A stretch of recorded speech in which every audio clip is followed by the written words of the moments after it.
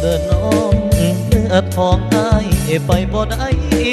สาวทุลคมอย่าน้อยใจนัดเจ้าไว้แล้วไปบอกอยากไปเต็มที่แต่ปีนี้ฝนลิ้นตลอดรถบ่มีบ่สิจอ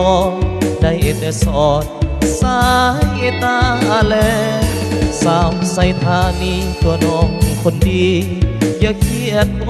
มอายบุกน้ำลุยต้มไปหาตาคมแนวแน่น้ำเงือบลดเขื่อนเขาจึงปล่อยมันไหลทวนแต่อายได้แต่ยืนแพ้แลอยากเห็นสิแพ้ก็เลยผิดหวังน้ำแกว่งพวกนาฝนฟ้าก็ตกถล่มน้องสาวเมื่อแก้วอุดมอย่าได้จมเลยน้องนาอยากไปหานางแต่น้ำท่วมลัดทางอายก็เลยเทความหมดความหวังจะไปพบหาสาวเมืองเวียงคำตัวน้องคนงามอย่าคำควรจะไปหาเนื้อนวลตามคำมันสัญญาเมื่อใดน้ำลงเขาคงสิได้สบตาลมปิลีขอฝากเพลงมามอบให้การดาเป็นกำลังใจ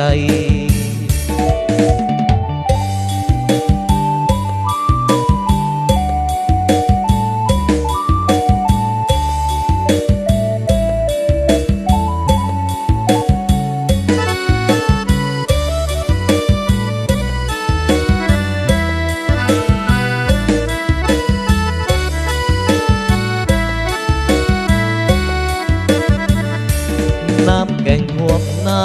ฝนฟ้าก็ตกถล่มน้องสาวเมืองแก้วอุดมอย่าได้จม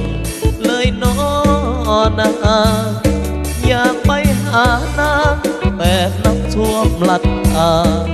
อายก็เลยเว้นวางหมดความหวังจะไปพบหาสาวเมืองเวียงคำก็น้องคนงามอย่าคำควรจะไปหาเดินวนตามคำมันสัญญา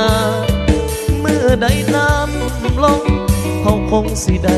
สบตาหนุ่มบิลลี่ขอฝากเพลงมาบอกให้การดาเป็น